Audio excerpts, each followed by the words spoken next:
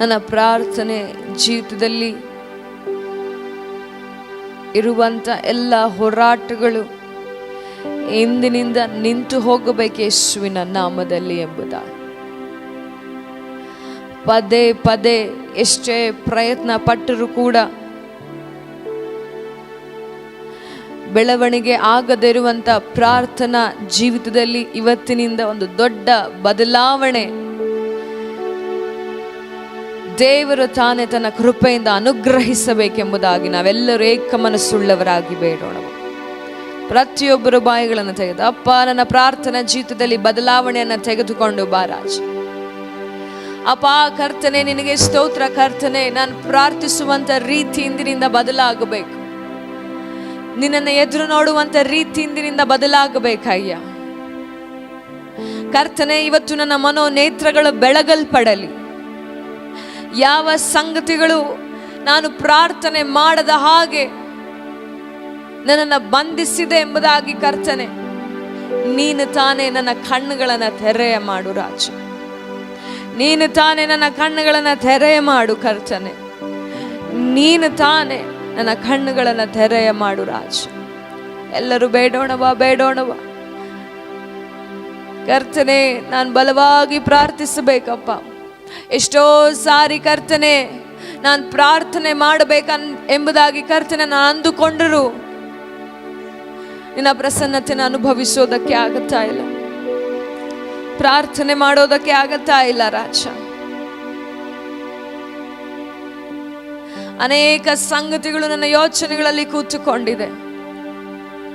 ಇವತ್ತು ನನಗೆ ತಿಳಿಸಿಕೊಡುವ ಅಯ್ಯ, ಆ ಯಾವ ಕಾರಣಗಳು ನನ್ನನ್ನು ಪ್ರಾರ್ಥನೆಯಿಂದ ದೂರ ಮಾಡುತ್ತಿದೆ ಎಂಬುದಾಗಿ.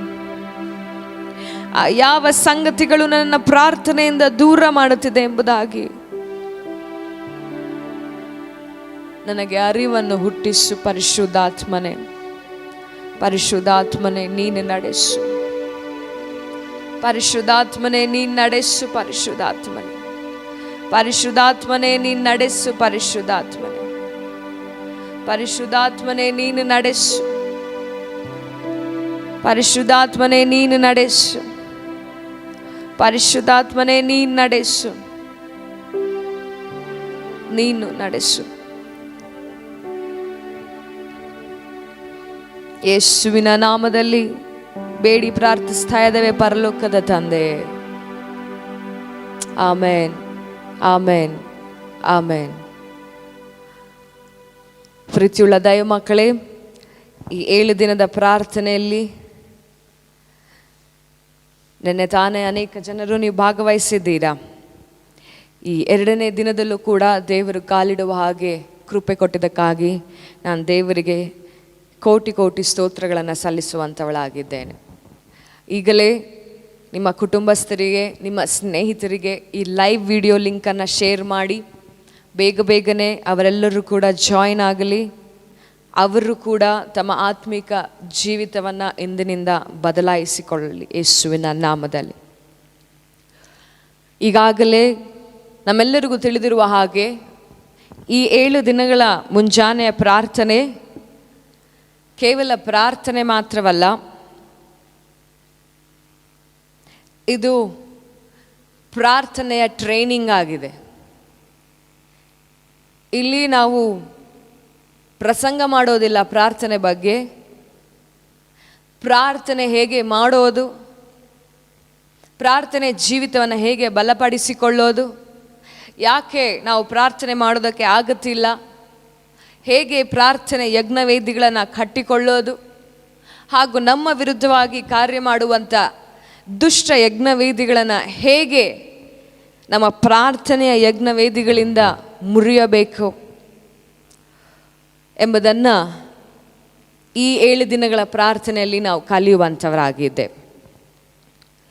ಹಾಗಾಗಿ ಇಲ್ಲಿ ನಿಮಗೋಸ್ಕರ ಪ್ರಾರ್ಥನೆಗಿಂತ ಹೆಚ್ಚಾಗಿ ನೀವು ಹೇಗೆ ಪ್ರಾರ್ಥನೆ ಮಾಡಬೇಕು ಎಂಬುದನ್ನು ನಾವು ಕಲಿಸಿಕೊಡುತ್ತೇವೆ. ಎಲ್ಲರೂ ಕೂಡ ಈ ಸಮಯದಲ್ಲಿ ಸಿದ್ಧರಾಗಿ ಕೂತುಕೊಳ್ಳ್ರಿ. ಬೈಬಲನ್ನು ನಿಮ್ಮ ಕರಗಳಲ್ಲಿ ಹಿಡಿದುಕೊಳ್ಳ್ರಿ. ಒಂದು ನೋಟ್ಬುಕ್ಕನ್ನು, ಒಂದು ಡೈರಿಯನ್ನು ನಿಮ್ಮ ಕೈನಲ್ಲಿ ಹಿಡಿದುಕೊಳ್ಳ್ರಿ. ಒಂದು ಪೆನ್ನನ್ನು ನಿಮ್ಮ ಕರಗಳಲ್ಲಿ ಹಿಡಿದುಕೊಳ್ಳ್ರಿ. ಈ 3 ಸಂಗತಿಗಳು ಇಲ್ಲದೆ ಹೋದರೆ ಇವತ್ತಿನ ಈ ದೈವ ಜ್ಞಾನವನ್ನು ನೀವು ಕಳೆದುಕೊಳ್ಳುತ್ತೀರ. ಪ್ರತಿಯೊಬ್ಬರು ಕೂಡ ಯಾರ್ಯಾರು ಬೈಬಲನ್ನು, ಡೈರಿಯನ್ನು, ಪೆನ್ನನ್ನು ರೆಡಿ ಮಾಡಿ ಇಟ್ಕೊಂಡಿದ್ದೀರೋ ಅವರೆಲ್ಲರೂ ಕೂಡ ಕಮೆಂಟ್ ಮಾಡಿರಿ, ಸಿಸ್ಟರ್ ನಾನು ರೆಡಿ ಇದ್ದೇನೆ. ಯಾಕೆ ನನ್ನ ಜೀವಿತದಲ್ಲಿ ಪ್ರಾರ್ಥನೆ ಮಾಡೋದಕ್ಕೆ ಆಗುತ್ತಿಲ್ಲ ಅನ್ನೋದನ್ನು ತಿಳಿದುಕೊಳ್ಳೋದಕ್ಕೆ ನಾನು ಸಿದ್ಧವಾಗಿದ್ದೇನೆ ಎಂಬುದಾಗಿ ಕಮೆಂಟ್ ಮಾಡಿರಿ. ಪ್ರತಿಯೊಬ್ಬರು ಕೂಡ ನಾನು ರೆಡಿ ಇದ್ದೇನೆ ಸಿಸ್ಟರ್, ನಾನು ರೆಡಿ ಇದ್ದೇನೆ, ನನ್ನ ಬೈಬಲ್ ರೆಡಿ ಇದೆ, ನನ್ನ ಪೆನ್ ರೆಡಿ ಇದೆ, ನನ್ನ ಡೈರಿ ರೆಡಿ ಇದೆ, ನಾನು ಸಿದ್ಧವಾಗಿದ್ದೇನೆ, ನಾನು ಸಿದ್ಧವಾಗಿದ್ದೇನೆ. Thank you Jesus, thank you Jesus, thank you Jesus, thank you Jesus, thank you Jesus, thank you Lord, thank you Lord, thank you Jesus. Okay, ನೀವೆಲ್ಲರೂ ಕೂಡ ರೆಡಿ ಇದ್ದೀರಾ ಅಂತ ಗೊತ್ತಾಯಿತು ನನಗೆ. ಓಕೆ, ನಿಮ್ಮ ಪುಸ್ತಕಗಳನ್ನು ನಿಮ್ಮ ಕರಗಳಲ್ಲಿ ಹಿಡಿದುಕೊಂಡು ಪೆನ್ನನ್ನು ಸಿದ್ಧವಾಗಿ ಹಿಡಿದುಕೊಳ್ಳ್ರಿ. ನಾನು ಮುಂದೆ ಕೆಲವು ಕ್ಷಣಗಳ ತನಕ ಹೇಳುವಂಥ ಪ್ರತಿಯೊಂದು ಸಂಗತಿಗಳನ್ನು ಗಮನವಿಟ್ಟು ಕೇಳ್ರಿ. ಪ್ರೀತಿಯುಳ್ಳ ದೈವ ಮಕ್ಕಳೇ, ನಾವು ರಕ್ಷಣೆ ಹೊಂದಿದಂಥ ಆರಂಭದಲ್ಲಿ ಬಹಳ ಬಲವಾಗಿ ಅಗ್ನಿಯೋಪಾದಿಯಲ್ಲಿ ದೇವರಿಗೋಸ್ಕರ ನನ್ನ ನಿಮ್ಮ ಮನಸ್ಸು ಯಾವಾಗಲೂ ಆತನಿಗೋಸ್ಕರ ತವಕ ಪಡ್ತಾ ಇತ್ತು. ಯಾವಾಗಲೂ ಆತನಿಗೋಸ್ಕರ ದಾಹದಿಂದ ಇರುತ್ತಾ ಇತ್ತು. ಯಾವಾಗಲೂ ಆತನ ಪ್ರಸನ್ನತೆಯನ್ನು ಎದುರು ನೋಡ್ತಾ ಇತ್ತು.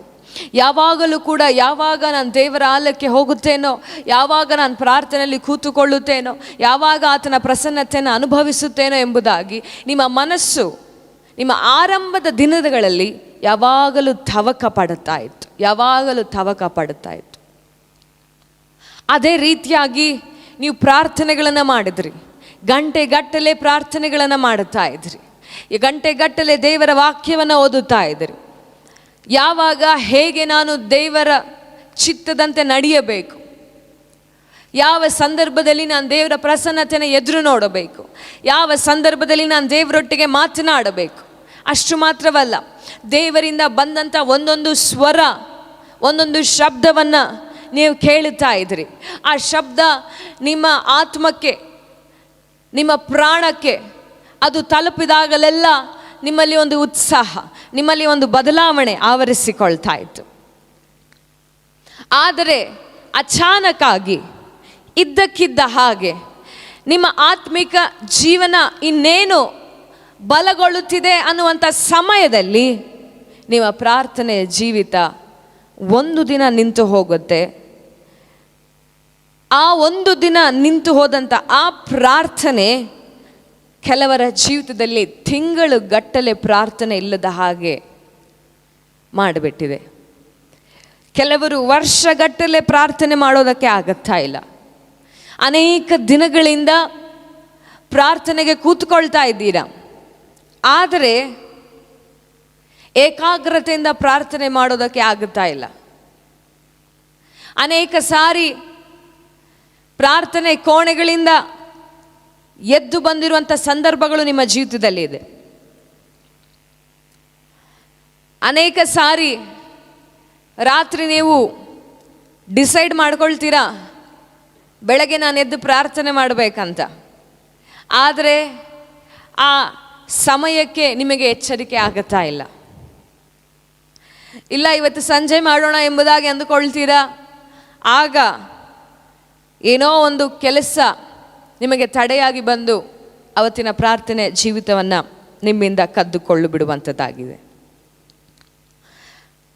ಹಲವು ಸಾರಿ ಪ್ರಾರ್ಥಿಸುವಂಥ ಮಕ್ಕಳ ಜೀವಿತದಲ್ಲಿ ದೇವರು ಕೆಲವು ಕಾಲಗಳಲ್ಲಿ ಸುಮ್ಮನೆ ಇರುತ್ತಾರೆ.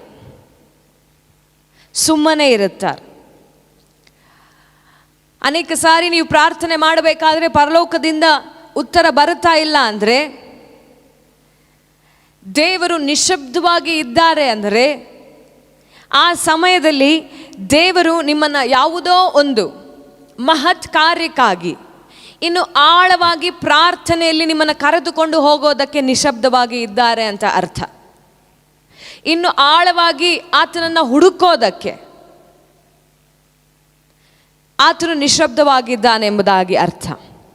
ಆದರೆ ಕೆಲವು ಸಾರಿ ದೇವರು ಮಾತನಾಡಿದರೂ ಕೂಡ ಆ ಶಬ್ದವನ್ನು ಕೇಳೋದಕ್ಕೆ ನಾವು ಸಿದ್ಧವಾಗಿರೋದಿಲ್ಲ. ಇಲ್ಲ, ಆ ಶಬ್ದ ನಮಗೆ ಕೇಳಿಸುತ್ತಾ ಇರೋದಿಲ್ಲ. ಅನೇಕ ಸಂಗತಿಗಳು ಆ ಶಬ್ದವನ್ನು ಕೇಳದ ಹಾಗೆ ತಡೆಯಾಗಿ ನಿಂತಿರುವಂಥದ್ದಾಗಿದೆ. ಇವತ್ತು ಕೆಲವು ನಿಮಿಷಗಳ ಕಾಲ ಯಾಕೆ ನಮ್ಮ ಜೀವಿತದಲ್ಲಿ ಪ್ರಾರ್ಥನೆ ಮಾಡೋದಕ್ಕೆ ಆಗುತ್ತಾ ಇಲ್ಲ? ಯಾಕೆ ಪ್ರಾರ್ಥನೆ ಜೀವಿತದಲ್ಲಿ ಇಷ್ಟು ಹೋರಾಟಗಳು ಬರ್ತಾ ಇದೆ? ಯಾಕೆ ಎಷ್ಟೇ ಪ್ರಯತ್ನ ಪಟ್ಟರೂ ಕೂಡ ಪ್ರಾರ್ಥನೆಯನ್ನು ನಿರಂತರವಾಗಿ ಮಾಡೋದಕ್ಕೆ ಆಗುತ್ತಾ ಇಲ್ಲ ಅನ್ನೋದನ್ನು ನಾವೆಲ್ಲರೂ ಕೂಡ ಈಗ ಅರಿತುಕೊಳ್ಳುವಂಥವರಾಗಿದ್ದೇವೆ. ಸಿದ್ಧವಾಗಿರ್ರಿ, ಪರಿಶುದ್ಧಾತ್ಮನು ನಿಮ್ಮ ಆತ್ಮಿಕ ಕಣ್ಣುಗಳನ್ನು ತೆರೆಯುತ್ತಿದ್ದಾನೆ. ಕೆಲವು ಸತ್ಯಗಳನ್ನು ನಿಮ್ಮ ಮಧ್ಯದಲ್ಲಿ ಪ್ರಕಟ ಮಾಡ್ತಾ ಇದ್ದಾರೆ. ಈಗ ನಾನು ಹೇಳಕ್ಕೆ ಹೋಗುತ್ತಿರುವಂಥ ಪ್ರತಿಯೊಂದು ಸಂಗತಿಗಳು ನಿಮ್ಮ ಜೀವಿತದಲ್ಲಿ ನಡೆಯುತ್ತಿರುವಂಥ ಸಂಗತಿಗಳು. ಕೆಲವು ಸಂಗತಿಗಳನ್ನು ಹೇಳಬೇಕಾದ್ರೆ ತಕ್ಷಣ ಪರಿಶುದ್ಧಾತ್ಮನು ನಿಮ್ಮೊಟ್ಟಿಗೆ ಮಾತನಾಡ್ತಾರೆ. ನೋಡು, ಇದೇ ಸಂಗತಿಯಿಂದ ಪ್ರಾರ್ಥನೆ ಮಾಡೋದಕ್ಕೆ ಆಗುತ್ತಾ ಇಲ್ಲ ಎಂಬುದಾಗಿ. ಹಾಗಾಗಿ ಎಚ್ಚರಿಕೆಯಿಂದ ಇರ್ರಿ. ಒಂದು ವೇಳೆ ನಿಮಗೆ ನಿದ್ದೆ ಬರುತ್ತಿದ್ದರೆ ಈಗಲೇ ಎದ್ದು ಹೋಗಿ ಸ್ವಲ್ಪ ತಣ್ಣೀರನ್ನು ಮುಖದ ಮೇಲೆ ಹಾಕಿಕೊಂಡು ಬಂದು ಕೂತ್ಕೊಳ್ರಿ. ಆಲಸ್ಯ ಬರುತ್ತಿರುವುದಾದರೆ ಎದ್ದು ನಿಂತುಕೊಳ್ಳ್ರಿ. ಸ್ವಲ್ಪ ನಿಮ್ಮ ಕೋಣೆಗಳಲ್ಲೇ ಓಡಾಡ್ರಿ, ಅನ್ಯ ಭಾಷೆಯಲ್ಲಿ ಪ್ರಾರ್ಥನೆ ಮಾಡುತ್ತಾ. ಆದರೆ ಎಚ್ಚರದಿಂದಿರ್ರಿ. ಓಕೆ, ನಾವು ಮುಂದೆ ಹೋಗೋಣ. ಯಾಕೆ ನಿನ್ನ ಜೀವಿತದಲ್ಲಿ ಪ್ರಾರ್ಥನೆ ಮಾಡೋದಕ್ಕೆ ಆಗುತ್ತಾ ಇಲ್ಲ? ಹಲವಾರು ಕಾರಣಗಳನ್ನು ನಾನು ನಿಮ್ಮ ಮಧ್ಯದಲ್ಲಿ ತೆಗೆದುಕೊಂಡು ಬಂದಿದ್ದೇನೆ. ಸಮಯ ಹೇಗೆ ಅನುಕೂಲವಾಗಿರುತ್ತೋ ಆ ರೀತಿಯಾಗಿ ಆ ಕಾರಣಗಳನ್ನು ನಾನು ಕೊಡುತ್ತಾ ಹೋಗುತ್ತಾ ಇರ್ತೇನೆ. ಪ್ರತಿಯೊಬ್ಬರು ಕೂಡ ಬರೆಯೋದಕ್ಕೆ ಸಿದ್ಧರಾಗಿರ್ರಿ. ಮೊದಲನೇ ಕಾರಣ ಯಾಕೆ ನಾವು ಪ್ರಾರ್ಥನೆ ಮಾಡೋದಕ್ಕೆ ಆಗುತ್ತಾ ಇಲ್ಲ ಗೊತ್ತಾ? ಮೊದಲನೇ ಕಾರಣ ಪಾಪ. ನಿನ್ನ ಜೀವಿತದಲ್ಲಿ ನಾವು ಯಾಕೆ ಪ್ರಾರ್ಥನೆ ಮಾಡೋದಕ್ಕೆ ಆಗುತ್ತಾ ಇಲ್ಲ ಗೊತ್ತಾ? ಇಲ್ಲಿವರೆಗೂ ದೇವರ ಬಳಿ ಅರಿಕೆ ಮಾಡಿಕೊಳ್ಳದೆ ಇರುವಂಥ, ದೇವರ ಬಳಿ ಒಪ್ಪಿಕೊಳ್ಳದೆ ಇರುವಂಥ, ದೇವರ ಬಳಿ ಕನ್ಫೆಸ್ ಮಾಡದೆ ಇರುವಂಥ, ದೇವರ ಬಳಿ ರಿಪೆಂಟೆನ್ಸ್ ಅಂದರೆ ಪಶ್ಚಾತ್ತಾಪ ಮಾಡದೆ ಇರುವಂಥ ಪಾಪ, ಅನ್ಕನ್ಫೆಸ್ಡ್ ಸಿನ್ಸ್, ಅನ್ರಿಪೆಂಟೆಡ್ ಸಿನ್ಸ್ ಇನ್ನೂ ಕೂಡ ನಮ್ಮ ಜೀವಿತದಲ್ಲಿ ಕಾರ್ಯ ಮಾಡುತ್ತಿರುವ ಕಾರಣ ನೀವು ಪ್ರಾರ್ಥನೆ ಮಾಡೋದಕ್ಕೆ ಆಗುತ್ತಾ ಇಲ್ಲ. ನೆನ್ನೆ ತಾನೇ ನಾನು ಹೇಳಿದೆ, ಪ್ರಾರ್ಥನೆ ಎಂಥ ಅಮೂಲ್ಯವಾದಂಥ ಸಂಗತಿ ಪ್ರಾರ್ಥನೆಯಲ್ಲಿ ಆರಂಭವಾಯಿತು ಎಂಬುದಾಗಿ. ಪ್ರಾರ್ಥನೆ ಅಂದರೆ ಬೇರೇನೂ ಅಲ್ಲ, ನಾವು ದೇವರೊಟ್ಟಿಗೆ ಮಾತನಾಡೋದು, ನಾವು ದೇವರ ಪ್ರಸನ್ನತೆಯನ್ನು ಎದುರು ನೋಡುವಂಥದ್ದು, ದೇವರು ನಮ್ಮೊಟ್ಟಿಗೆ ಮಾತನಾಡುವಂಥದ್ದಾಗಿದೆ. ಏದೇನ್ ತೋಟದಿಂದ ದೇವರು ಆರಂಭ ಮಾಡಿದಂಥ ಈ ಪ್ರಾರ್ಥನೆ ಅನ್ನುವಂಥ ಅನ್ಯೋನ್ಯತೆ ಅದೇ ಏದೇನ್ ತೋಟದಲ್ಲಿ ಕಡಿತಗೊಂಡಿತು.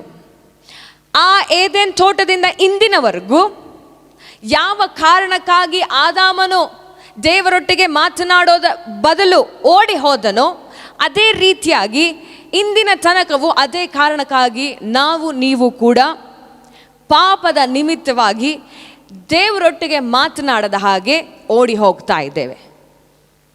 ಯಾವ ಸಂದರ್ಭದಲ್ಲಿ ನಾವು ನೇರವಾಗಿ ದೇವರ ಬಳಿ ಓಡಿ ಹೋಗಬೇಕಾಗಿತ್ತೋ, ಯಾವ ಕಾರಣದಿಂದಾಗಿ ನಾವು ದೇವರ ಬಳಿ ಓಡಿ ಹೋಗಬೇಕಾಗಿತ್ತೋ ಆ ಪಾಪದ ನಿಮಿತ್ತವಾಗಿ ನಾವು ದೇವರ ಬಳಿ ಹೋಗೋದು ಬಿಟ್ಟು ದೇವರಿಂದ ದೂರ ಓಡ್ತಾ ಇದೆ.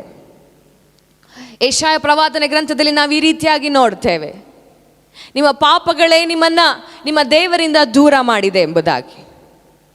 ಹೌದು ಪ್ರೀತಿಯುಳ್ಳ ದೈವಜನರೇ, ಇವತ್ತು ನಾವು ಪ್ರಾರ್ಥನೆ ಮಾಡದೇ ಇರುವುದಕ್ಕೆ ಮುಖ್ಯ ಹಾಗೂ ಮೊದಲನೇ ಕಾರಣ ಪಶ್ಚಾತ್ತಾಪ ಪಡದೇ ಇರುವಂಥ, ದೇವರ ಬಳಿ ಒಪ್ಪಿಕೊಳ್ಳದೇ ಇರುವಂಥ, ದೇವರ ಬಳಿ ಅರಿಕೆ ಮಾಡದೇ ಇರುವಂಥ ಪಾಪಗಳು ಈಗಲೂ ಕೂಡ ನಿನ್ನ ಜೀವಿತದಲ್ಲಿ ಕಾರ್ಯ ಮಾಡ್ತಾ ಇದೆ. ಗಮನವಿಟ್ಟು ಕೇಳಿ, ಸೌಲನಲ್ಲಿ ಗರ್ವ ಅನ್ನುವಂಥ ಪಾಪ ಬಂತು, ಎಲ್ಲವನ್ನ ನಾನೇ ಮಾಡಬೇಕನ್ನುವಂಥ ಪಾಪ ಬಂತು. ಆ ಪಾಪದ ನಿಮಿತ್ತವಾಗಿ ಸಮುವೇಲನು ಅವನಿಗೆ ಎಚ್ಚರಿಕೆಯನ್ನು ಕೂಡ ನೀಡಿದ್ದನು. ಆದರೆ ಒಂದು ವೇಳೆ ಸೌಲನು ಆ ಪಾಪದ ನಿಮಿತ್ತವಾಗಿ ದೇವರಿಂದ ದೂರ ಓಡದ ಹಾಗೆ, ಯಾರೋ ಅನ್ಯರ ಬಳಿ ಹೋಗಿ ಕಣಿ ಕೇಳದ ಬದಲು ನೇರವಾಗಿ ದೇವರ ಬಳಿ ಅವನು ಓಡಿ ಹೋಗಿದ್ದರೆ ಅವನ ಸಿಂಹಾಸನ ಸ್ಥಿರವಾಗಿ ನಿಲ್ಲುತ್ತಾ ಇತ್ತು. ಆದರೆ ನೋಡಿ, ದಾವೀದನು ಪಾಪ ಮಾಡಿದ ತಕ್ಷಣ ಆತನು ದೇವರಿಂದ ದೂರ ಓಡಿ ಹೋಗಲಿಲ್ಲ, ಆದರೆ ದೇವರ ಬಳಿಗೆ ಓಡಿ ಹೋದ.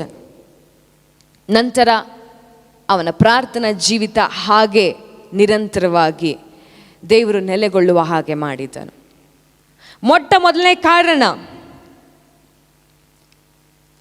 ಯಾಕೆ ನೀವು ಪ್ರಾರ್ಥನೆ ಮಾಡೋದಕ್ಕೆ ಆಗುತ್ತಾ ಇಲ್ಲ ಅಂದರೆ, ಈಗಲೂ ಕೂಡ ಪಾಪ ನಿಮ್ಮ ಜೀವಿತದಲ್ಲಿ ಆಳ್ವಿಕೆ ಮಾಡ್ತಾ ಇದೆ. ಒಂದು ಮಾತನ್ನು ಹೇಳ್ತೀನಿ, ಗಮನವಿಟ್ಟು ಕೇಳಿ. ಯಾವ ಪಾಪವೂ ಕೂಡ ದೇವರ ಕೃಪೆಗಿಂತ ಉನ್ನತವಾಗಿಲ್ಲ. ನೀವು ಎಂಥದ್ದೇ ಪಾಪ ಮಾಡಿರಬಹುದು, ಎಂಥದ್ದೇ ಪಾಪದ ಜೀವಿತದಲ್ಲಿ ಈಗ ಜೀವಿಸುತ್ತಾ ಇರಬಹುದು, ಆದರೆ ಕೃಪೆ ನಿಮ್ಮನ್ನು ಅದರಿಂದ ಬಿಡಿಸಿಕೊಂಡು ಬರೋದಕ್ಕೆ ಶಕ್ತವಾಗಿದೆ. ಇದು ನಿಮಗೆ ಎಚ್ಚರಿಕೆ ಕರೆಯನ್ನು ನಾನು ನೀಡ್ತಾ ಇದ್ದೇನೆ.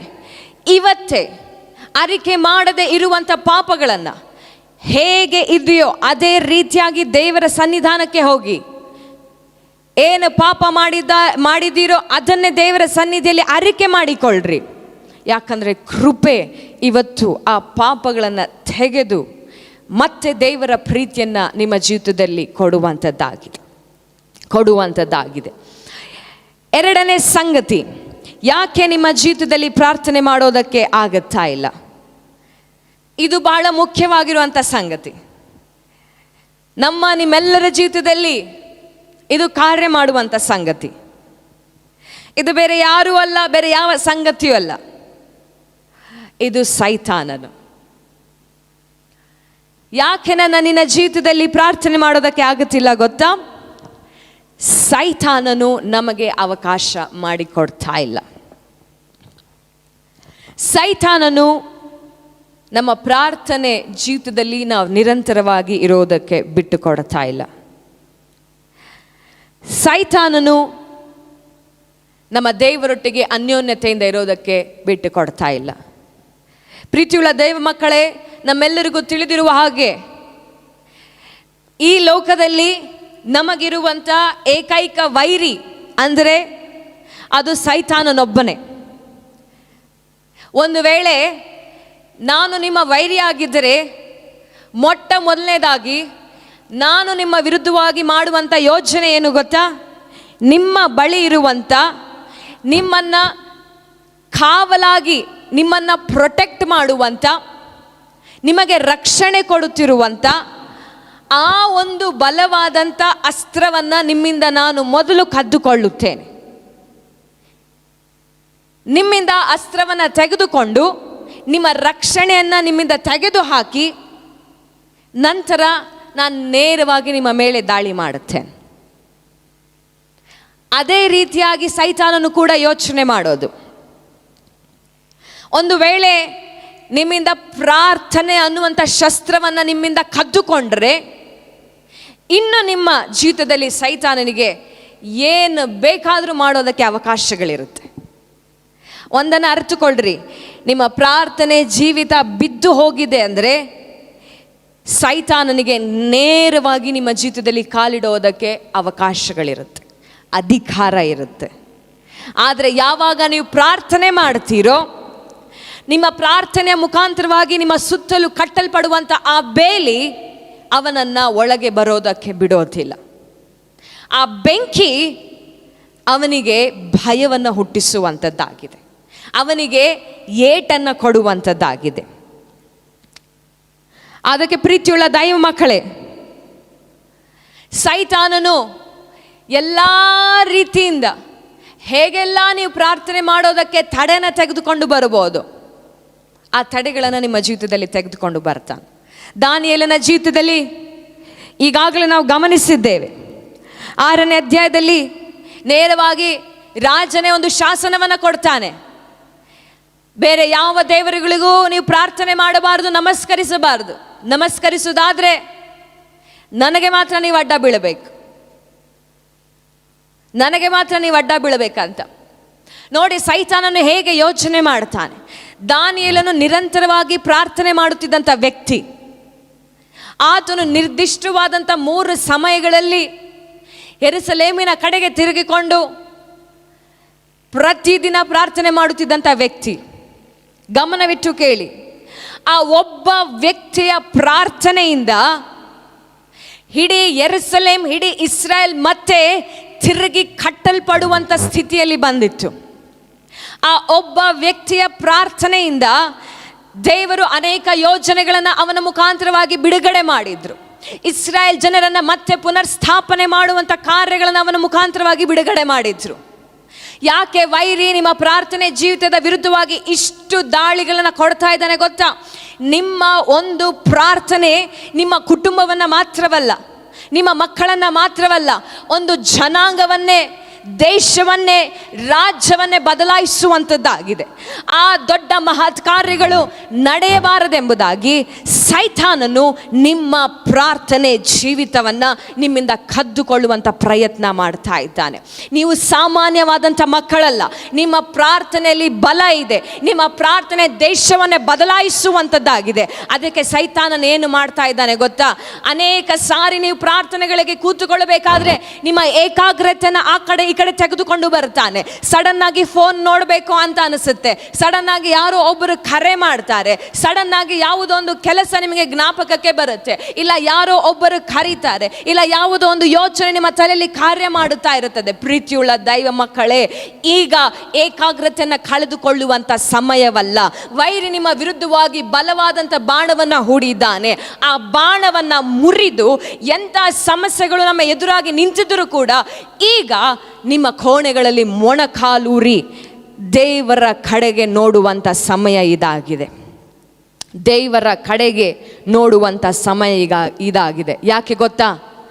ಒಂದು ಸಾರಿ ಈ ವೈರಿಯ ಬಾಣಗಳನ್ನು ದಾಟಿ, ವೈರಿಯ ಯೋಜನೆಗಳನ್ನು ದಾಟಿ ನೀವು ಪ್ರಾರ್ಥನೆಯಲ್ಲಿ ಏಕಾಗ್ರತೆಯನ್ನು ಕಂಡುಕೊಂಡು ಬಿಟ್ಟರೆ ನಿಮ್ಮನ್ನು ತಡೆಯುವುದಕ್ಕೆ ಯಾರಿಂದಲೂ ಸಾಧ್ಯವಿಲ್ಲ. You will be unstoppable in the kingdom of God. ಬಲವಾಗಿ ದೊರೆತನ ಮಾಡುವಂಥ ಮಕ್ಕಳಾಗಿ ಮಾರ್ಪಡ್ತೀರ. ಬಲವಾಗಿ ಪರಲೋಕವನ್ನು ಆಕರ್ಷಿಸುವಂಥ ಮಕ್ಕಳಾಗಿ ಮಾರ್ಪಡ್ತೀರ. ನಿಮ್ಮ ಮುಖಾಂತರವಾಗಿ ಮಹತ್ ಕಾರ್ಯಗಳನ್ನು ದೇವರಾತ್ಮನು ನಡೆಸುವಂಥವನಾಗಿದ್ದಾನೆ. ಅಷ್ಟು ಮಾತ್ರವಲ್ಲ, ವೈರಿಯ ಯೋಜನೆಗಳಿಗೆ, ವೈರಿಯ ರಾಜ್ಯಕ್ಕೆ, ಅಂದರೆ ಸೈತಾನನ ರಾಜ್ಯಕ್ಕೆ ಬಹಳ ದೊಡ್ಡ ಪೆಟ್ಟನ್ನು ನೀವು ಕೊಡುವಂಥವರಾಗಿದ್ದೀರ. ಅದು ವೈರಿಗೆ ಇಷ್ಟ ಇಲ್ಲ. ಅದಕ್ಕಾಗಿ ಸೈತಾನನೇನು ಮಾಡ್ತಾನೆ? ನೀವು ಪ್ರಾರ್ಥನೆ ಮಾಡದ ಹಾಗೆ ನಿಮ್ಮ ವಿರುದ್ಧವಾಗಿ ಡಿಸ್ಟ್ರಾಕ್ಷನ್ಸನ್ನು ತೆಗೆದುಕೊಂಡು ಬರ್ತಾನೆ. 3ನೇ ಕಾರಣ, ನಿಮ್ಮ ಜೀವಿತದಲ್ಲಿ ಉತ್ತರ ಸಿಗದೇ ಇರುವಂಥ ಪ್ರಾರ್ಥನೆ ನಿಮಿತ್ತ ಕೆಲವರು ಪ್ರಾರ್ಥನೆ ಮಾಡೋದನ್ನು ಬಿಟ್ಟು ಬಿಟ್ಟಿದ್ದೀರ. ಹಲವಾರು ಸಾರಿ ಹಲವಾರು ಸಂಗತಿಗಳಿಗಾಗಿ ನೀವು ಕಣ್ಣೀರಿಟ್ಟು ಪ್ರಾರ್ಥನೆ ಮಾಡುವಂಥ ಸಮಯಗಳು ಬಂದಿದೆ. ಬಹಳ ದಾಹದಿಂದ ಕೆಲವು ಸಂಗತಿಗಳಿಗಾಗಿ ಪ್ರಾರ್ಥನೆ ಮಾಡಿದ್ದೀರ. ಹಗಲು ರಾತ್ರಿ ಪ್ರಾರ್ಥನೆ ಮಾಡಿದ್ದೀರ. ಅನೇಕ ಸಮಯಗಳನ್ನು ಪ್ರಾರ್ಥನೆಯಲ್ಲಿ ನಿರತರವಾಗಿ ಕೊಟ್ಟಿದ್ದೀರ. ಆದರೂ ಕೂಡ ಕೆಲವು ಸಾರಿ ಆ ಪ್ರಾರ್ಥನೆಗಳಿಗೆ ಉತ್ತರ ಬಂದಿಲ್ಲ, ಅಥವಾ ತಕ್ಷಣಕ್ಕೆ ಉತ್ತರ ಬಂದಿಲ್ಲ. ಈ ರೀತಿಯಾಗಿ ಉತ್ತರ ಸಿಗದೆ ಇರುವಂಥ ಪ್ರಾರ್ಥನೆಗಳ ನಿಮಿತ್ತವಾಗಿ ನಿಮ್ಮ ಪ್ರಾರ್ಥನೆ ಜೀವಿತವನ್ನು ನೀವು ನಿಲ್ಲಿಸಿಬಿಟ್ಟಿದ್ದೀರ. ಆ ನಿರಾಶೆಯಿಂದ ನಿಮಗೆ ಮತ್ತೆ ಪ್ರಾರ್ಥನೆ ಮಾಡೋದಕ್ಕೆ ಆಗುತ್ತಾ ಇಲ್ಲ. ಹೌದು, ಉತ್ತರ ಸಿಗದೆ ಇರುವಂಥ ಪ್ರಾರ್ಥನೆಗಳನ್ನು ಮಾಡೋದಕ್ಕೆ ಬಹಳ ನೋವು ಉಂಟಾಗತ್ತೆ. ಮತ್ತೆ ಪ್ರಾರ್ಥನೆ ಮಾಡೋದಕ್ಕೆ ಬಲ ಬರೋದಿಲ್ಲ. ಅಯ್ಯೋ, ನಾನು ಎಷ್ಟು ಪ್ರಾರ್ಥನೆ ಮಾಡಿದ್ರು ಏನು ಬದಲಾವಣೆ ಆಗುತ್ತಾ ಇಲ್ಲ, ಇನ್ನೇನು ಪ್ರಾರ್ಥನೆ ಮಾಡೋದು ಬಿಡು ಎಂಬುದಾಗಿ ಸುಮ್ಮನಾಗ್ತೀರಾ. ಆದರೆ ಪ್ರೀತಿಯುಳ್ಳ ದೈವ ಮಕ್ಕಳೇ, ಕೆಲವು ಕಾರಣಗಳಿರಬಹುದು ನಿಮ್ಮ ಪ್ರಾರ್ಥನೆಗೆ ಯಾಕೆ ಉತ್ತರ ಬರುತ್ತಿಲ್ಲ ಅಂತ.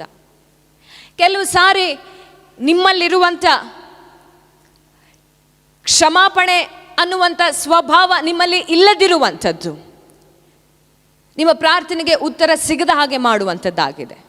ಕೆಲವು ಸಾರಿ ದೇವರ ಬಳಿ ಕ್ಷಮಾಪಣೆ ಕೇಳದೇ ಇರುವುದು ಕೂಡ ನಿಮ್ಮ ಪ್ರಾರ್ಥನೆಗೆ ಉತ್ತರ ಸಿಗದೇ ಇರುವ ಹಾಗೆ ಮಾಡುವಂಥದ್ದಾಗಿದೆ. ಇನ್ನು ಕೆಲವು ಸಾರಿ ಅದು ದೇವರ ನಿರ್ದಿಷ್ಟವಾದಂಥ ಸಮಯವಾಗಿರೋದಿಲ್ಲ ಆ ಪ್ರಾರ್ಥನೆಗೆ ಉತ್ತರ ಕೊಡೋದಕ್ಕೆ. ಕೆಲವು ಸಾರಿ ಅದು ದೇವರ ಚಿತ್ತವಿರೋದಿಲ್ಲ ನಿಮ್ಮ ಪ್ರಾರ್ಥನೆಗೆ ಉತ್ತರ ಕೊಡೋದಕ್ಕೆ. ಇನ್ನು ಕೆಲವು ಸಾರಿ ದೇವರ ವಾಕ್ಯದ ಪ್ರಕಾರ ಹೇಳ್ತಾ ಇದ್ದೇನೆ, ನಿಮ್ಮ ಹೆಂಡತಿಯನ್ನ ನೋಯಿಸಿದರೂ ಕೂಡ ನಿಮ್ಮ ಪ್ರಾರ್ಥನೆಗೆ ಉತ್ತರ ಬರೋದಿಲ್ಲ. ಅಂದರೆ ಕುಟುಂಬದಲ್ಲಿ ಅನ್ಯೋನ್ಯತೆ ಇಲ್ಲದೆ ಇರುವಾಗಲೂ ಕೂಡ, ನಿಮ್ಮ ಯಜಮಾನರಿಗೆ ಅಧೀನರಾಗದೇ ಇರುವಾಗಲೂ ಕೂಡ ನಿಮ್ಮ ಪ್ರಾರ್ಥನೆಗೆ ಉತ್ತರ ಬರೋದಿಲ್ಲ. ಇನ್ನು ಹಲವಾರು ಕಾರಣಗಳು ಇರಬಹುದು. ಎಲ್ಲವನ್ನ ಅರಿತುಕೊಳ್ಳುವಂಥ ಜ್ಞಾನಿ ನಾನಲ್ಲ, ಆದರೆ ನನಗೆ ತಿಳಿದಿರುವಂಥ ಕೆಲವು ಸಂಗತಿಗಳನ್ನು ನಿಮ್ಮ ಮುಂದೆ ವ್ಯಕ್ತ ಮಾಡಿದ್ದೇನೆ. ಸೊ ಈ ಕೆಲವು ಕಾರಣಗಳಿಂದ ನಿಮ್ಮ ಪ್ರಾರ್ಥನೆಗೆ ಉತ್ತರ ಬರದೇ ಇರಬಹುದು. ಆದರೆ ಪ್ರೀತಿಯುಳ್ಳ ದೈವ ಮಕ್ಕಳೇ, ಒಂದು ವೇಳೆ ದೇವರು ನಿಮ್ಮ ಪ್ರಾರ್ಥನೆಗೆ ಉತ್ತರ ಕೊಡದೇ ಇರುವುದಾದರೆ ಇವತ್ತಿನಿಂದ ನೀವು ದೇವರ ಹತ್ರ ಹೇಳ್ರಿ, ಅಪ್ಪ ಇದು ನಿನ್ನ ಚಿತ್ತ ಅಲ್ಲ ಅಂದರೆ ಇದಕ್ಕಿನ್ನ ಉನ್ನತವಾದಂಥ ಸಂಗತಿಯನ್ನು ನನ್ನ ಜೀವಿತದಲ್ಲಿ ನೆರವೇರಿಸು. ಇಲ್ಲ, ಈ ಪ್ರಾರ್ಥನೆಗೆ ಉತ್ತರ ಸಿಗದ ಹಾಗೆ ನನ್ನಲ್ಲಿ ಕೆಲವು ಕಾರ್ಯಗಳಿರುವುದಾದರೆ ಅದನ್ನು ನನಗೆ ತಿಳಿಸು, ನಾನು ಅದನ್ನು ನನ್ನ ಜೀವಿತದಿಂದ ತೆಗೆದು ಹಾಕುತ್ತೇನೆ ಎಂಬುದಾಗಿ. ನಾಲ್ಕನೇದಾಗಿ, ನಂಬಿಕೆ ಇಲ್ಲದಿರುವಂಥ ಪ್ರಾರ್ಥನೆ. ನಂಬಿಕೆ ಇಲ್ಲದಿರುವಂಥ ಪ್ರಾರ್ಥನೆ. ನಮ್ಮೆಲ್ಲರಿಗೂ ತಿಳಿದಿರುವ ಹಾಗೆ ನಂಬಿಕೆ ಬೆಟ್ಟಗಳನ್ನೇ ಕದಲಿಸುವಂಥದ್ದಾಗಿದೆ. ನಂಬಿಕೆ ದೊಡ್ಡ ದೊಡ್ಡ ಬೆಟ್ಟಗಳನ್ನೇ ಕದಲಿಸುವಂಥದ್ದಾಗಿದೆ. ಒಬ್ಬ ಮನುಷ್ಯನು ನಂಬಿಕೆಯಿಂದ ದೇವರ ಬಳಿ ಪ್ರಾರ್ಥನೆ ಮಾಡಿದರೆ ದೇವರು ಭೂಮಿ ಆಕಾಶವನ್ನು ಬೇಕಾದರೆ ಒಂದು ಮಾಡಿಬಿಡ್ತಾರೆ. ಅಂಥ ಬಲ ನಂಬಿಕೆಯ ಪ್ರಾರ್ಥನೆಗೆ ಇದೆ. ಆದರೆ ಅನೇಕ ಸಾರಿ ನಾವು ಪ್ರಾರ್ಥನೆಗೆ ಕೂತುಕೊಳ್ಳಬೇಕಾದ್ರೆ ಸಂಪೂರ್ಣವಾದಂಥ ನಂಬಿಕೆಯಲ್ಲಿ ನಾವು ಕೂತುಕೊಳ್ಳೋದಿಲ್ಲ. ನಮ್ಮ ಬಾಯಿ ಒಂದು ನುಡಿತಾ ಇದ್ದರೆ ನಮ್ಮ ಮನಸ್ಸು ಒಂದು ನುಡಿಯುತ್ತಾ ಇರುತ್ತದೆ, ನಮ್ಮ ಯೋಚನೆ ಇನ್ನೊಂದನ್ನು ನುಡಿತಾ ಇರುತ್ತದೆ. ನಂಬಿಕೆ ಪ್ರಾರ್ಥನೆ ಹೇಗೆ ಆರಂಭವಾಗುತ್ತೆ ಗೊತ್ತಾ? ಯಾವಾಗ ನಿಮ್ಮ ಆಲೋಚನೆಗಳು, ನಿಮ್ಮ ಬಾಯಿ, ನಿಮ್ಮ ಮನಸ್ಸು ಐಕ್ಯತೆಯಲ್ಲಿ ಬಂದು ಪ್ರಾರ್ಥನೆ ಮಾಡುತ್ತೋ ಅದೇ ನಂಬಿಕೆಯ ಪ್ರಾರ್ಥನೆಯಾಗಿ ಮಾರ್ಪಡುವಂಥದ್ದಾಗಿದೆ. ಯಾವಾಗ ನಿಮ್ಮ ಆಲೋಚನೆಗಳು, ನಿಮ್ಮ ಮನಸ್ಸು, ನಿಮ್ಮ ಬಾಯಿ ಐಕ್ಯತೆಯಲ್ಲಿ ಬಂದು ನನ್ನ ದೇವರಿಗೆ ಎಲ್ಲವೂ ಸಾಧ್ಯ, ಆತನು ಅಸಾಧ್ಯಗಳ ಒಡೆಯನು, ಆತನು ಖಂಡಿತವಾಗಿ ನನ್ನ ಜೀವಿತದಲ್ಲಿ ಮಹತ್ ಕಾರ್ಯಗಳನ್ನು ನೆರವೇರಿಸುತ್ತಾನೆ, ಆತನು ಖಂಡಿತವಾಗಿ ನನ್ನ ಜೀವಿತದಲ್ಲಿ ಬದಲಾವಣೆಯನ್ನು ತೆಗೆದುಕೊಂಡು ಬರುತ್ತಾನೆ, ಆತನು ಖಂಡಿತವಾಗಿ ನನ್ನ ಜೀವಿತದಲ್ಲಿ ಅದ್ಭುತಗಳನ್ನು ನಡೆಸುತ್ತಾನೆ, ಆತನಿಂದ ಆಗದಿರುವಂಥ ಕಾರ್ಯವು ಒಂದೂ ಇಲ್ಲ ಎಂಬುದಾಗಿ ನಿಮ್ಮ ಆತ್ಮ, ಪ್ರಾಣ, ಶರೀರ, ನಿಮ್ಮ ಯೋಚನೆ, ಮನಸ್ಸು ಎಲ್ಲ ಯಾವಾಗ ಐಕ್ಯತೆಯಲ್ಲಿ ಬರುತ್ತೋ ಅದೇ ನಂಬಿಕೆಯ ಪ್ರಾರ್ಥನೆಯಾಗಿ ಮಾರ್ಪಡುವಂಥದ್ದಾಗಿದೆ. ಯಾವಾಗ ನೀವು ನಂಬಿಕೆಯಿಂದ ಪ್ರಾರ್ಥನೆ ಮಾಡ್ತೀರೋ ಆ ನಂಬಿಕೆ ಪರಲೋಕವನ್ನು ತೆರೆಯುವಂಥದ್ದಾಗಿದೆ. ಆ ನಂಬಿಕೆಯ ಪ್ರಾರ್ಥನೆ ಪರಲೋಕದ ಸಂಗತಿಗಳನ್ನು ಆಕರ್ಷಿಸುವಂಥದ್ದಾಗಿದೆ ನಿಮ್ಮ ಜೀವಿತದಲ್ಲಿ. ಐದನೇದಾಗಿ, ಯಾಕೆ ನಿಮ್ಮಿಂದ ಪ್ರಾರ್ಥನೆ ಮಾಡೋದಕ್ಕೆ ಆಗುತ್ತಾ ಇಲ್ಲ ಗೊತ್ತಾ? ನಿಮ್ಮ ಪ್ರಾರ್ಥನೆಗೆ ನೀವು ಸಿದ್ಧತೆಯನ್ನು ಮಾಡಿಕೊಳ್ತಾ ಇಲ್ಲ. ಪ್ರಾರ್ಥನೆ ಮಾಡೋದಕ್ಕೆ ನೀವು ಪ್ಲ್ಯಾನ್ಗಳನ್ನು ಮಾಡಿಕೊಳ್ತಾ ಇಲ್ಲ. ನೋಡಿ, ನಾವು ಕೆಲಸಕ್ಕೆ ಹೋಗಬೇಕಂದ್ರೆ ಪ್ಲ್ಯಾನ್ ಮಾಡ್ಕೊಳ್ತೇವೆ. ಎಷ್ಟು ಗಂಟೆಗೆ ಮನೆ ಬಿಡಬೇಕು, ಎಷ್ಟು ಗಂಟೆಗೆ ಅಲ್ಲಿ ತಲುಪಬೇಕು, ಹೇಗೆ ಹೋಗಬೇಕೆಂಬುದಾಗಿ. ಪ್ರತಿದಿನ ಎಕ್ಸಸೈಸ್ ಮಾಡಬೇಕಂದ್ರೆ ನಾವು ಪ್ಲ್ಯಾನ್ ಮಾಡ್ಕೊಳ್ತೇವೆ. ಈ ಸಮಯಕ್ಕೆ ನಾನು ಎದ್ದೇಳಬೇಕು, ಈ ಸಮಯಕ್ಕೆ ಅಲ್ಲಿಗೆ ಹೋಗಬೇಕು, ನಾನು ವರ್ಕೌಟ್ ಮಾಡಬೇಕು, ನಾನು ಎಕ್ಸಸೈಸ್ ಮಾಡಬೇಕೆಂಬುದಾಗ. ಎಲ್ಲಾದರೂ ಟ್ರಿಪ್ ಹೋಗಬೇಕಂದ್ರೆ ನೀವು ಪ್ಲ್ಯಾನ್ ಮಾಡ್ಕೋತೀರಾ, ಯಾವತ್ತು ಹೋಗಬೇಕು, ಎಷ್ಟು ಗಂಟೆಗೆ ಮನೆ ಬಿಡಬೇಕು, ಎಷ್ಟು ಗಂಟೆಗೆ ಅಲ್ಲಿ ತಲುಪಬೇಕು, ಏನೆಲ್ಲ ನೋಡಬೇಕೆಂಬುದಾಗಿ. ಆದರೆ ಒಂದು ವಿಪರ್ಯಾಸವಾದಂಥ ಸಂಗತಿ ಏನು ಗೊತ್ತಾ? ಕ್ರಿಸ್ತಿಯ ಜೀವಿತದಲ್ಲಿ ಕ್ರಿಸ್ತನ ಮಕ್ಕಳೇ ಯಾವಾಗ ಪ್ರಾರ್ಥನೆ ಮಾಡಬೇಕೆಂಬುದಾಗಿ ಪ್ಲ್ಯಾನ್ ಮಾಡಿಕೊಳ್ಳೋದಿಲ್ಲ. ತಮಗೆ ಮನಸ್ಸಿಗೆ ಬಂದ ಹಾಗೆ, ಕೆಲವೊಂದು ಸಾರಿ ಕಷ್ಟ ಬಂದ ಹಾಗೆ, ಕೆಲವು ಸಾರಿ ಜ್ಞಾಪಕಕ್ಕೆ ಬಂದ ಹಾಗೆ ನಾವು ಕೂತುಕೊಂಡು ಪ್ರಾರ್ಥನೆ ಮಾಡ್ತೇವೆ. ಆ ಕಾರಣದಿಂದಾಗಿ ನಾವು ನಿರಂತರವಾಗಿ ಪ್ರಾರ್ಥನೆ ಮಾಡೋದಕ್ಕೆ ಆಗುತ್ತಾ ಇಲ್ಲ. ಪ್ರೀತಿಯುಳ್ಳ ದೈವ ಜನರೇ, ಇವತ್ತಿನಿಂದ ನೀವು ಬದಲಾಗಬೇಕು. ಪ್ರತಿದಿನ ಇವತ್ತಿನಿಂದ ನೀವು ಪ್ರಾರ್ಥನೆ ಮಾಡುವಂಥ ಸಮಯವನ್ನು ನಿಗದಿಪಡಿಸಬೇಕು. ನೀವು ಹೇಗೆ ಪ್ರಾರ್ಥನೆಗೆ ಹೋಗುತ್ತೀರಾ ಅನ್ನೋದನ್ನು ಪ್ಲ್ಯಾನ್ ಮಾಡಿಕೊಳ್ಳಬೇಕು. ಯಾವಾಗ ಪ್ರಾರ್ಥನೆಗೆ ಹೋಗ್ತೀರಾ ಅನ್ನೋದನ್ನು ಪ್ಲ್ಯಾನ್ ಮಾಡಿಕೊಳ್ಳಬೇಕು. ಇಲ್ಲದೆ ಹೋದರೆ ನಿರಂತರವಾಗಿ, ಅಂದರೆ ಕನ್ಸಿಸ್ಟೆಂಟ್ ಪ್ರೇಯರ್ ಲೈಫನ್ನು ನೀವು ಅನುಭವಿಸೋದಕ್ಕೆ ಆಗೋದಿಲ್ಲ. ಇನ್ನು 6ನೇ ಕಾರಣ, ಯಾಕೆ ಪ್ರಾರ್ಥನೆ ಮಾಡೋದಕ್ಕೆ ನಿಮಗೆ ಆಗುತ್ತಾ ಇಲ್ಲ? ಯಾಕೆ ಅಂದರೆ ನಿಮಗೆ ಗೊತ್ತಿಲ್ಲ ಪ್ರಾರ್ಥನೆಯಲ್ಲಿ ಕೂತುಕೊಂಡ ನಂತರ ಏನು ಹೇಳಬೇಕೆಂಬುದಾಗಿ. ಕೆಲವೊಂದು ಸಾರಿ ಪ್ರಾರ್ಥನೆಗಳಲ್ಲಿ ಕೂತುಕೊಳ್ತೀರಾ, ಆದರೆ ಹೇಗೆ ಪ್ರಾರ್ಥನೆ ಆರಂಭ ಮಾಡೋದು, ಹೇಗೆ ದೇವರನ್ನು ಅಪ್ರೋಚ್ ಮಾಡಬೇಕು, ಯಾವ ಶಬ್ದಗಳನ್ನು ಉಪಯೋಗ ಮಾಡಿಕೊಳ್ಳಬೇಕು ಎಂಬುದಾಗಿ, ಯಾವ ಸಾಲುಗಳನ್ನು ಹೇಳಿ ನಾನು ಪ್ರಾರ್ಥನೆಯನ್ನು ಆರಂಭ ಮಾಡಬೇಕೆಂಬುದಾಗಿ ನಿಮಗೆ ತಿಳಿದಿರೋದಿಲ್ಲ. ಹೀಗೆ ಕೆಲವು ನಿಮಿಷಗಳು ಕೂತ್ಕೊಳ್ತೀರಾ, ಏನು ಮಾಡಬೇಕೋ ಗೊತ್ತಾಗೋದಿಲ್ಲ, ಆಮೇನ್ ಎಂಬುದಾಗಿ ಹೇಳಿ ಎದ್ದು ಹೋಗ್ತೀರಾ, ನನ್ನನ್ನು ಆಶೀರ್ವದಿಸು ಅಂತ. ಅಲ್ಲ ಪ್ರೀತಿಯುಳ್ಳ ದೈವ ಮಕ್ಕಳೇ, ಇವತ್ತು ನಿಮಗೆ ಒಂದು ಸಂಗತಿಯನ್ನು ಹೇಳ್ತೇನೆ. ಒಂದು ವೇಳೆ ನಿಮಗೆ ಪ್ರಾರ್ಥನೆ ಮಾಡೋದಕ್ಕೆ ಗೊತ್ತಾಗ್ತಿಲ್ಲ ಅಂತ ಅನಿಸ್ತಾ ಇದ್ರೆ, ಮತ್ತಾಯ ಬರೆದ ಸುವಾರ್ತೆ 6ನೇ ಅಧ್ಯಾಯ 9ರಿಂದ 13ನೇ ವಚನದಲ್ಲಿ ಯೇಸು ಸ್ವಾಮಿ ಹೇಳಿಕೊಟ್ಟಿರುವಂಥ ಆ ಒಂದು ಪ್ರಾರ್ಥನೆಯಿಂದ ನಿಮ್ಮ ಪ್ರಾರ್ಥನೆ ಜೀವಿತವನ್ನು ಆರಂಭ ಮಾಡ್ರಿ. ಇಲ್ಲವಾದರೆ ಪ್ರಾರ್ಥನೆ ಮಾಡೋದಕ್ಕೆ ಗೊತ್ತಾಗ್ತಾ ಇಲ್ಲ ಅಂದರೆ ನಿಮ್ಮ ಬೈಬಲ್ಗಳನ್ನು ತೆಗೆದು ಇಡಿರಿ, ತೆರೆದಿಟ್ಟು ಬೈಬಲ್ ಅಧ್ಯಯನವನ್ನು ಆರಂಭ ಮಾಡಿರಿ. ಅಲ್ಲಿ ದೇವರೇ ನಿಮಗೆ ಸ್ವತಃ, ಪರಿಶುದ್ಧಾತ್ಮನೇ ಸ್ವತಃ ನಿಮಗೆ ಮಾತುಗಳನ್ನು, ವಾಕ್ಯಗಳನ್ನು ತಿಳಿಸಿಕೊಡ್ತಾರೆ. ಈ ವಿಷಯಕ್ಕಾಗಿ ಪ್ರಾರ್ಥನೆ ಮಾಡು, ಹೀಗೆ ಪ್ರಾರ್ಥನೆ ಮಾಡಿ ಎಂಬುದಾಗಿ.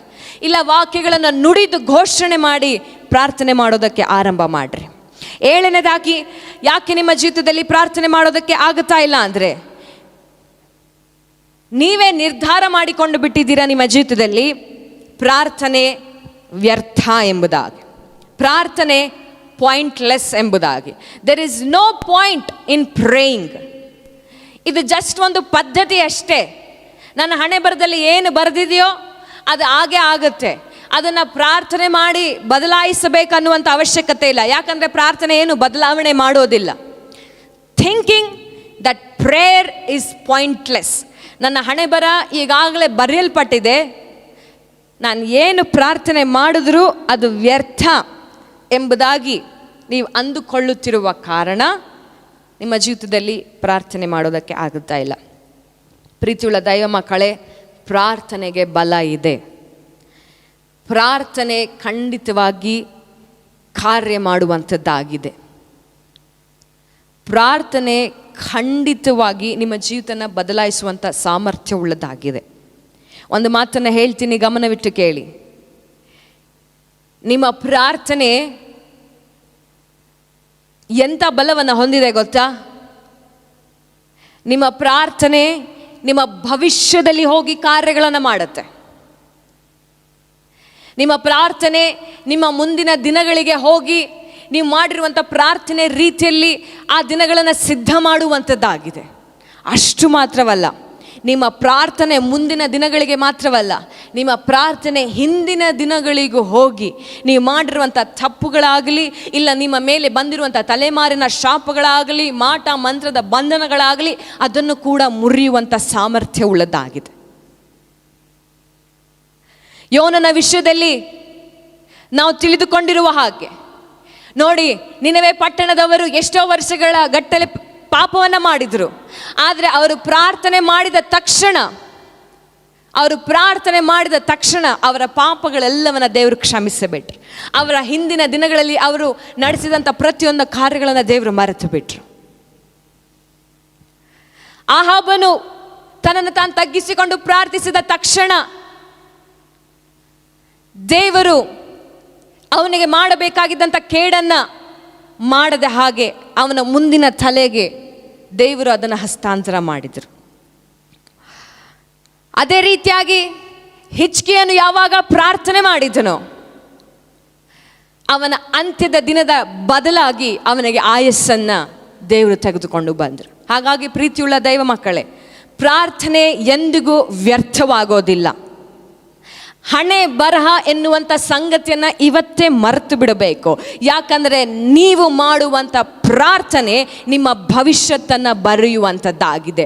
ಅಷ್ಟು ಮಾತ್ರವಲ್ಲ, ನೀವು ಮಾಡುವಂಥ ಪ್ರಾರ್ಥನೆ ಗತಿಸಿ ಹೋಗಿರುವಂಥ ನಿಮ್ಮ ದಿನಗಳನ್ನು ಮತ್ತೆ ಅದು ತಿರುಗಿ ಬರೆಯುವಂಥದ್ದಾಗಿದೆ, ಅದನ್ನು ಬದಲಾಯಿಸುವಂಥದ್ದಾಗಿದೆ. 8ನೇದಾಗಿ ಈ ದೇಹದ ಬಲಹೀನತೆ, ವೀಕ್ನೆಸ್ ಆಫ್ ಫ್ಲೆಶ್. ಈ ದೇಹದ ಬಲಹೀನತೆ ಪ್ರಾರ್ಥನೆ ಮಾಡದ ಇರುವ ಹಾಗೆ ಮಾಡುವಂಥದ್ದಾಗಿದೆ. ನೋಡಿ, ಪ್ರಾರ್ಥನೆ ಯಾವಾಗಲೂ ಕೂಡ ನಿಮ್ಮ ಆತ್ಮ ನಿಮ್ಮ ದೇಹದೊಟ್ಟಿಗೆ ಮಾಡುವಂಥ ಹೋರಾಟವಾಗಿರುತ್ತೆ. ನಿಮ್ಮ ಆತ್ಮ, ನಿಮ್ಮ ಆಂತರ್ಯ ಮನುಷ್ಯನು ನಿಮ್ಮ ದೇಹದೊಟ್ಟಿಗೆ ಮಾಡುವಂಥ ಹೋರಾಟವಾಗಿರುತ್ತದೆ. ಅದಕ್ಕೆ ಯೇಸು ಸ್ವಾಮಿ ಹೇಳ್ತಾರೆ, ಆತ್ಮಕ್ಕೆ ಆಸಕ್ತಿ ಇದೆ. ಆತ್ಮಕ್ಕೆ, ನಿಮ್ಮ ಆಂತರ್ಯ ಮನುಷ್ಯನಿಗೆ ಪ್ರಾರ್ಥನೆ ಮಾಡುವಂಥ ಆಸಕ್ತಿ ಇದೆ. ಆದರೆ ನಿಮ್ಮ ದೇಹಕ್ಕೆ ಬಲ ಸಾಲುತ್ತಿಲ್ಲ ಎಂಬುದಾಗಿ. ಕೆಲವು ಸಾರಿ ವೈರಿ ಬಲಹೀನತೆ ತರಬಹುದು, ಆದರೆ ಕೆಲವು ಸಾರಿ ನಿಮ್ಮ ದೇಹವೇ ನಿಮ್ಮ ವಿರುದ್ಧವಾಗಿ ನಿಂತುಕೊಳ್ಳುವಂಥದ್ದಾಗಿದೆ. ಯಾಕೆ ಗೊತ್ತಾ? ನಿಮ್ಮ ದೇಹ ಉಪವಾಸವನ್ನು ಇಷ್ಟಪಡೋದಿಲ್ಲ, ನಿಮ್ಮ ದೇಹ ಪ್ರಾರ್ಥನೆಯನ್ನು ಇಷ್ಟಪಡೋದಿಲ್ಲ. ಅದಕ್ಕೆ ಬದಲಾಗಿ ಎಂಟರ್ಟೈನ್ಮೆಂಟನ್ನು ಇಷ್ಟಪಡುತ್ತೆ. ನಿಮ್ಮ ದೇಹ ಎಲ್ಲಿ ಸುಖಮಯವಾಗಿರುತ್ತೋ ಅಲ್ಲಿ ಕೂತುಕೊಳ್ಳೋದಕ್ಕೆ ಇಷ್ಟಪಡುತ್ತೆ. ಯಾರ ಮಾತು ಮಧುರವಾಗಿ ಕೇಳಿಸುತ್ತೋ ಲೌಕಿಕವಾಗಿ ಅಲ್ಲಿ ಕೂತುಕೊಳ್ಳೋದಕ್ಕೆ ಇಷ್ಟಪಡುತ್ತೆ.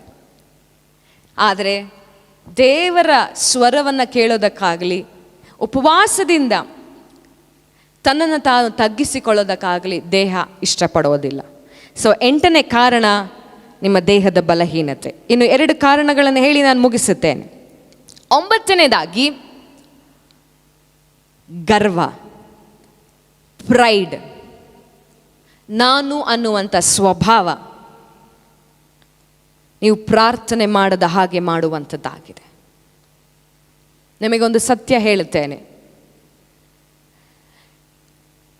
ಪ್ರಾರ್ಥನೆ ಯಾವಾಗ ನೀವು ಮಾಡೋದಿಲ್ಲವೋ ಆಗ ನೀವು ದೇವರಿಗೆ ಗರ್ವವನ್ನು ತೋರಿಸ್ತಾ ಇದ್ದೀರಾ ಅಂತ ಅರ್ಥ.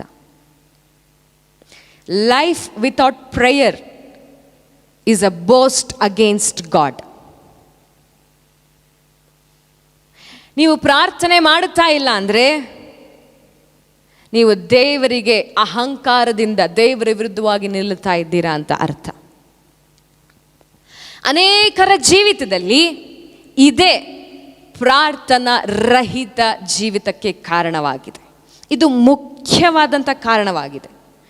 The root cause of prayerlessness is pride. ಯಾಕೆ ಗೊತ್ತಾ? ಅನೇಕ ಸಾರಿ ನಿಮ್ಮ ಜೀವಿತಗಳಲ್ಲಿ ನೀವು ದೇವರ ಮೇಲೆ ಅವಲಂಬಿತರಾಗಿರುವುದಿಲ್ಲ.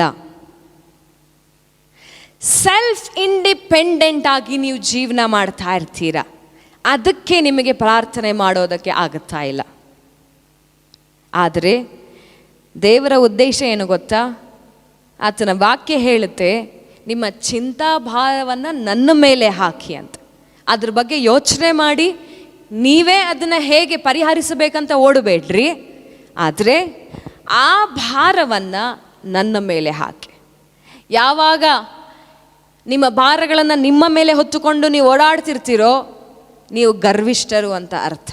ಆದರೆ ಯಾವಾಗ ಆ ಭಾರವನ್ನು ದೇವರಿಗೆ ವಹಿಸಿಕೊಟ್ಟು ಸಂಪೂರ್ಣವಾಗಿ ದೇವರ ಮೇಲೆ ಡಿಪೆಂಡ್ ಆಗಿರ್ತೀರೋ, ಆಗ ದೇವರು ನಿಮ್ಮನ್ನು ದೀನತೆ ದೃಷ್ಟಿಯಿಂದ ನೋಡುವಂಥವನಾಗಿದ್ದ.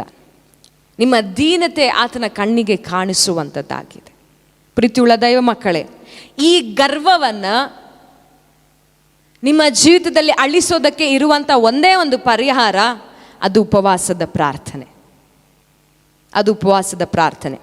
ಇದು ನಿಮ್ಮ ಪ್ರಾಣ, ನಿಮ್ಮ ಶರೀರ ಎರಡರನ್ನು ಕೂಡ ಕುಗ್ಗಿಸುವಂಥದ್ದಾಗಿದೆ. ಎರಡನ್ನು ಕೂಡ ಕುಗ್ಗಿಸುವಂಥದ್ದಾಗಿದೆ.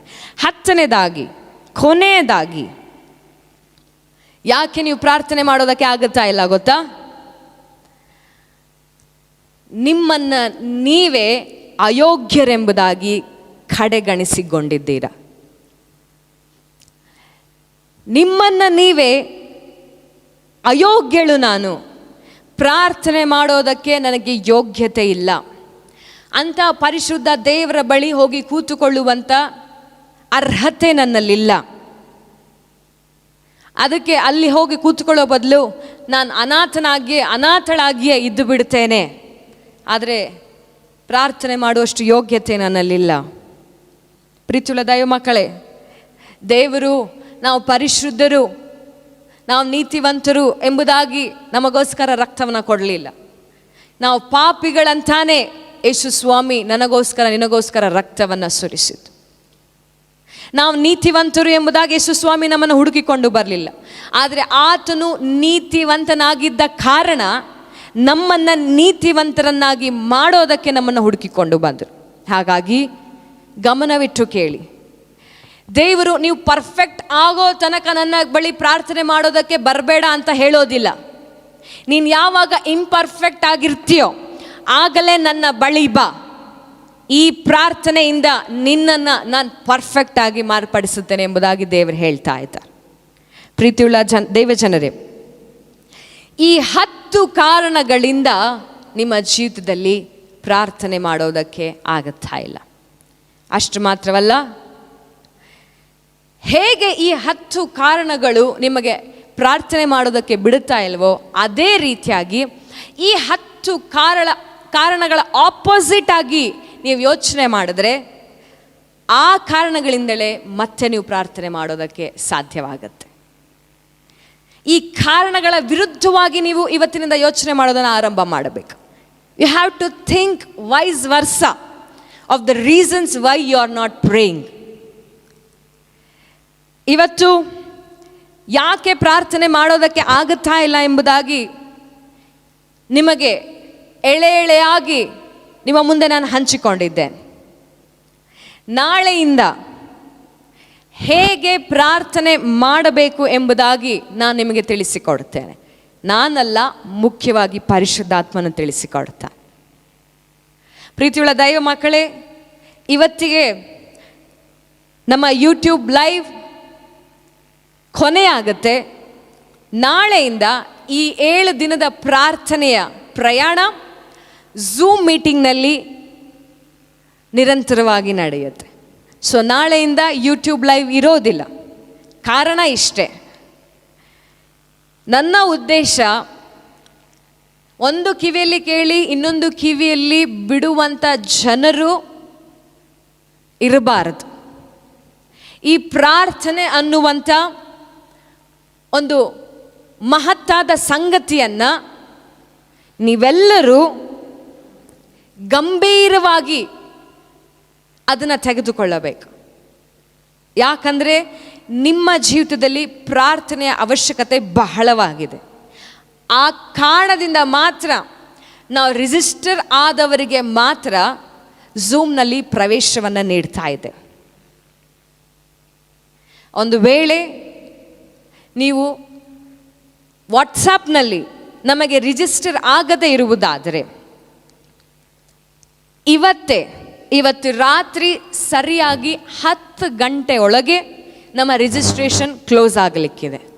10 ಗಂಟೆ ಮೇಲೆ ಯಾರೇ ರಿಜಿಸ್ಟರ್ ಆಗೋದಕ್ಕೆ ಪ್ರಯತ್ನ ಪಟ್ಟರೂ ನಾವು ಅಲೋ ಮಾಡೋದಿಲ್ಲ.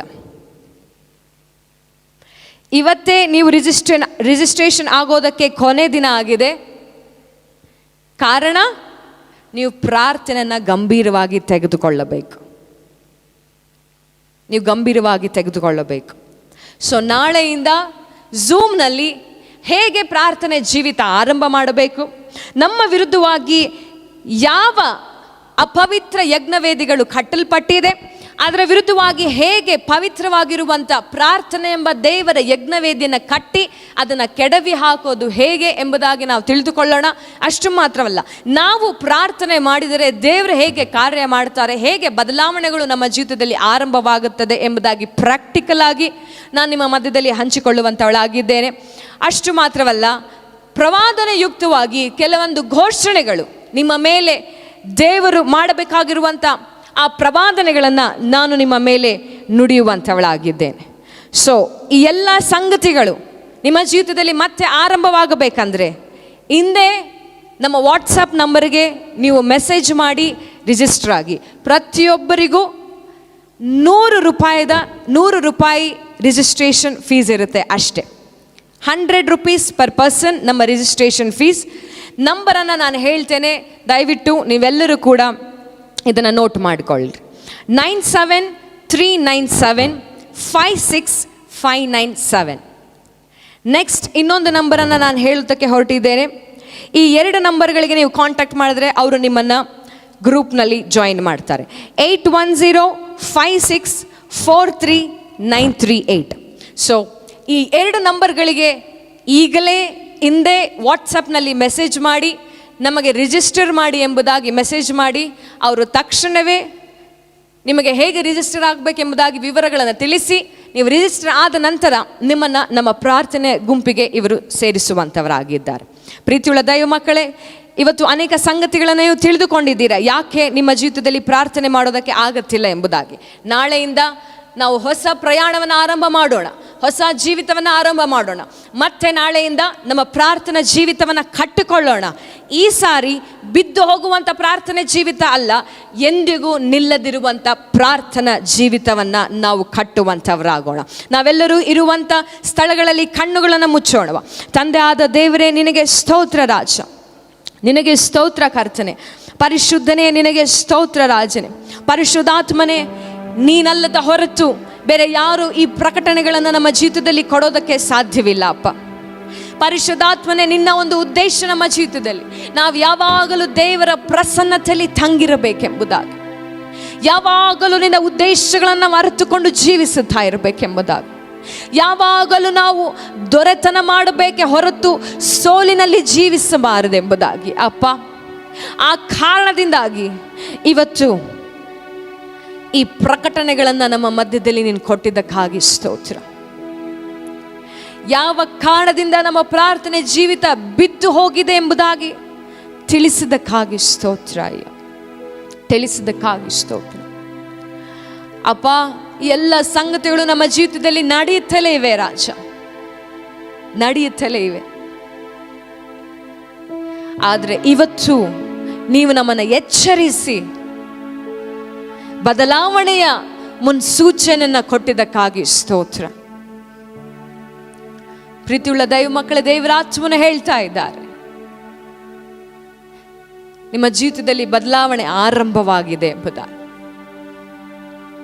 ಈಗಾಗಲೇ ಈ ಕಾರಣಗಳನ್ನು ಕೇಳುತ್ತಲೇ ನಿಮ್ಮ ಮನಸ್ಸಿನಲ್ಲಿ ಕೆಲವರಲ್ಲಿ ಬದಲಾವಣೆಗಳ ಆರಂಭವಾಗುತ್ತಾ ಇತ್ತು.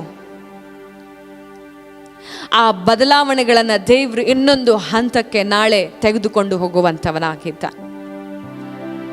ಯಾರು ಕೂಡ ನಾಳೆ ಮಿಸ್ ಆಗಬೇಡಿ, ಯಾರು ಕೂಡ ಮಿಸ್ ಆಗಬೇಡಿ. ನಾಳೆ ತಪ್ಪದ ಹಾಗೆ ಝೂಮ್ ಪ್ರೇಯರ್ನಲ್ಲಿ ಜಾಯಿನ್ ಆಗಿ, ತಪ್ಪದ ಹಾಗೆ ಜಾಯಿನ್ ಆಗಿ. ದೇವರು ಖಂಡಿತವಾಗಿ ಮೊದಲು ನಿಮ್ಮನ್ನು ಬದಲಾಯಿಸಿ ನಂತರ ನಿಮ್ಮ ಪರಿಸ್ಥಿತಿಯನ್ನು ಬದಲಾಯಿಸುವಂಥವರಾಗಿದ್ದಾನೆ. ಅನೇಕ ಜನರು ಕೆಲಸ ಇಲ್ಲದೆ ದೇವರ ಸನ್ನಿಧಾನದಲ್ಲಿ ಹಗಲು ರಾತ್ರಿ ಬೇಡ್ತಾ ಇದ್ದೀರಾ, ಸಂಕಟದಲ್ಲಿ ಜೀವನ ಮಾಡ್ತಿದ್ದೀರಾ. ಯಾಕೆ ನನ್ನ ಜೀವಿತ ಈ ರೀತಿಯಾಗಿ ನಡೀತಾ ಇದೆ, ಯಾಕೆ ಇಷ್ಟು ವಯಸ್ಸಾದರೂ ಒಂದು ಸರಿಯಾದಂಥ ಕೆಲಸ ನನಗಿಲ್ಲ ಅಂತ. ಪ್ರೀತಿಯುಳ್ಳ ದೈವ ಮಕ್ಕಳೇ, ದೇವರು ನಿಮ್ಮ ಜೀವಿತದಲ್ಲಿ ಕೆಲವು ಉದ್ದೇಶಗಳನ್ನು ಇಟ್ಟಿದ್ದಾನೆ. ದೇವರಿಗೆ ಮುಖ್ಯವಾಗಿ ನಿಮ್ಮಿಂದ ಈಗ ಬೇಕಾಗಿರುವಂಥ ಸಂಗತಿ ಒಂದೇ, ನೀವು ಆತನ ಪ್ರಸನ್ನತೆಯಲ್ಲಿ ಸಮಯ ಕಳೆಯಬೇಕು. ಆ ಕಾರಣದಿಂದಾಗಿ ಯಾವ ಕೆಲಸಗಳು ನಿಮಗೆ ಅನುಕೂಲವಾಗಿ ಸಿಗುತ್ತಾ ಇಲ್ಲ. ದೇವರಾತ್ಮನೊಂದು ಮಾತನ್ನ ಹೇಳ್ತಾ ಇದ್ದಾರೆ, ಈ ಕ್ಷಣವೇ ನನಗೆ ಕೆಲಸ ಇಲ್ಲ ಅನ್ನುವಂಥ ಯೋಚನೆಯನ್ನು ಬಿಟ್ಟು ಬಿಡ್ರಿ. ಅದಕ್ಕೆ ಬದಲಾಗಿ ಇವತ್ತಿನಿಂದಲೇ ನನ್ನ ಸನ್ನಿಧಾನದಲ್ಲಿ ಸಮಯವನ್ನು ಕಳೆಯಿರಿ. ಎಲ್ಲರ ಸಹವಾಸ ಬಿಟ್ಟು, ಎಲ್ಲ ಕೆಲಸ ಬಿಟ್ಟು, ಇವತ್ತಿನಿಂದ ನಿಮ್ಮ ಕೋಣೆಯ ಬಾಗಿಲನ್ನು ಮುಚ್ಚಿ ಒಳಗೆ ಏಕಾಂತದಲ್ಲಿ ನನಗೆ ಮೊರೆ ಇಡಿರಿ. ಮೊರೆ ಅಂದರೆ ನನಗೆ ಕೆಲಸ ಕೊಡುವಂತ ಅಲ್ಲ, ದೇವರೇ ನಿನ್ನ ಚಿತ್ತ ನನಗೆ ಪ್ರಕಟ ಮಾಡು, ದೇವರೇ ನಿನ್ನ ಪ್ರಸನ್ನತೆ ನನ್ನ ಜೀವಿತದಲ್ಲಿ ಆವರಿಸಿಕೊಳ್ಳಲಿ. ಪ್ರೀತಿಯುಳ್ಳ ದೈವ ಮಕ್ಕಳೇ, ದೇವರ ಪ್ರಸನ್ನತೆ ಯಾರ ಜೀವಿತದಲ್ಲಿ ಇರುತ್ತೋ ಅಲ್ಲಿ ಬರಗಾಲ ಅನ್ನೋದು ಇರೋದಿಲ್ಲ, ಅಲ್ಲಿ ಬರೀ ಅಭಿವೃದ್ಧಿ ಇರುತ್ತದೆ. ಹಾಗಾಗಿ ಇವತ್ತಿನಿಂದ ನೀವು ಹುಡುಕಬೇಕಾಗಿರೋದು ದೇವರ ಪ್ರಸನ್ನತೆ ಮಾತ್ರ. ಅಭಿವೃದ್ಧಿಗೆ ಹುಡುಕಬೇಕಾಗಿರೋದು ದೇವರ ಪ್ರಸನ್ನತೆ, ಆರೋಗ್ಯಕ್ಕಾಗಿ ನೀವು ಹುಡುಕಬೇಕಾಗಿರೋದು ದೇವರ ಪ್ರಸನ್ನತೆ, ಬದಲಾವಣೆಗಾಗಿ ನೀವು ಹುಡುಕಬೇಕಾಗಿರೋದು ದೇವರ ಪ್ರಸನ್ನತೆ. ಪ್ರತಿಯೊಂದಕ್ಕೂ ಇವತ್ತು ನಿಮಗೆ ಅವಶ್ಯಕತೆ ಇರೋದು ದೇವರ ಪ್ರಸನ್ನತೆ ಮಾತ್ರ. ಪ್ರೀತಿಯುಳ್ಳ ದೈವ ಮಕ್ಕಳೇ, ನಿಮ್ಮನ್ನು ನೀವು ಸಿದ್ಧಪಡಿಸಿಕೊಳ್ಳ್ರಿ. ಇವತ್ತಿನಿಂದ ನಿಮ್ಮನ್ನು ನೀವು ಸಿದ್ಧಪಡಿಸಿಕೊಳ್ಳ್ರಿ. ತಂದೆಯಾದ ದೇವರೇ, ನಿನಗೆ ಸ್ತೋತ್ರ ರಾಜನೇ. ಈ ದಿನದಲ್ಲಿ ಕರ್ತನೆ ಈ ರೀತಿಯಾಗಿ ನಮ್ಮೆಲ್ಲರನ್ನ ಎಚ್ಚರಿಸಿ ನೀನು ಬಲಪಡಿಸಿದಕ್ಕಾಗಿ ಸ್ತೋತ್ರ ರಾಜ. ಬಂದಿರುವಂಥ ಪ್ರತಿಯೊಂದು ಮಕ್ಕಳ ನಿನ್ನ ಹಸ್ತಕ್ಕೆ ಒಪ್ಪಿಸಿಕೊಡ್ತಾ ಇದ್ದೇನೆ. ಅವರ ಮನಸ್ಸುಗಳಲ್ಲಿ ಇವತ್ತೇ ನೀನು ಬದಲಾವಣೆಯನ್ನು ಆರಂಭ ಮಾಡಿದಕ್ಕಾಗಿ ಸ್ತೋತ್ರ ರಾಜನೇ.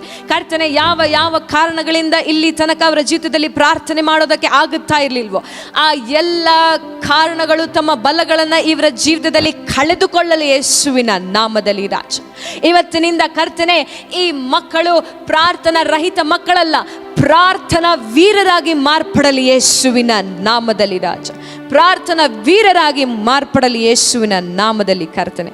ಅಪ್ಪ ಕರ್ತನೆ, ವಿಶೇಷವಾಗಿ ಕರ್ತನೆ ನಾಳೆ ನಡೆಯುವಂಥ ಅಪ್ಪ ಕರ್ತನೆ ಮುಂಜಾನೆ ಪ್ರಾರ್ಥನೆಯಲ್ಲಿ ಇದೇ ರೀತಿಯಾಗಿ ಇನ್ನು ಅನೇಕ ಪ್ರಕಟಣೆಗಳನ್ನು ನಮ್ಮ ಮಧ್ಯದಲ್ಲಿ ಕೊಟ್ಟು ನಮ್ಮೆಲ್ಲರನ್ನ ಕರ್ತನೆ ಪ್ರಾರ್ಥನೆಯ ಜೀವಿತ ಅಂದರೆ ಪ್ರಸನ್ನತೆ ಕಡೆಗೆ ಕರ್ತನೆ ನಮ್ಮ ಪ್ರಯಾಣವನ್ನು ನೀನು ತಾನೇ ತೆಗೆದುಕೊಂಡು ಹೋಗಬೇಕೆಂಬುದಾಗಿ ಯೇಸುವಿನ ನಾಮದಲ್ಲಿ ನಾವು ಪ್ರಾರ್ಥಿಸ್ತಾ ಇದ್ದೇವೆ ಪರಲೋಕದ ತಂದೆ. ಆಮೇನ್, ಆಮೇನ್, ಆಮೇನ್. ಪ್ರೀತಿಯುಳ್ಳ ದೈವ ಮಕ್ಕಳೇ, ಆಗಲೇ ಹೇಳಿದ ಹಾಗೆ ಈಗಲೇ ವಾಟ್ಸಪ್ ನಂಬರ್ಗಳಿಗೆ ರಿಜಿಸ್ಟರ್ ಆಗಿ ನಮ್ಮ ಇನ್ಸ್ಟಾಗ್ರಾಮ್ನಲ್ಲಿ 2 ನಂಬರನ್ನು ನಾವು ಈಗಾಗಲೇ ಪೋಸ್ಟ್ ಮಾಡಿದ್ದೇವೆ. ಈಗಲೂ ಕೂಡ ನಾವು ಸ್ಟೋರಿನಲ್ಲಿ ಪೋಸ್ಟ್ ಮಾಡ್ತೇವೆ. ವಾಟ್ಸಪ್ನಲ್ಲಿ ಮೆಸೇಜ್ ಮಾಡಿ ರಿಜಿಸ್ಟರ್ ಆಗಿ ಮತ್ತೆ ನಾಳೆ ಮುಂಜಾನೆ ನೂತನ ದಿನದಲ್ಲಿ ನೂತನ ಆಲೋಚನೆಗಳೊಟ್ಟಿಗೆ ನಾವು ಭೇಟಿಯಾಗೋಣ. ಬೆಳಗ್ಗೆ ಸರಿಯಾಗಿ 5 ಗಂಟೆಗೆ ನೀವು ನಮ್ಮ ಝೂಮಲ್ಲಿ ಜಾಯಿನ್ ಆಗಿ ನಂತರ ನಾವು ಹೇಗೆ ಪ್ರಾರ್ಥನೆ ಜೀವಿತವನ್ನು ಆರಂಭ ಮಾಡಬೇಕು ಎಂಬುದಾಗಿ ತಿಳಿದುಕೊಳ್ಳುವಂಥವರಾಗೋಣ. God bless you. ಈ ದಿನವೆಲ್ಲ ದೇವರು ನಿಮ್ಮೊಟ್ಟಿಗಿರಲಿ. God bless you.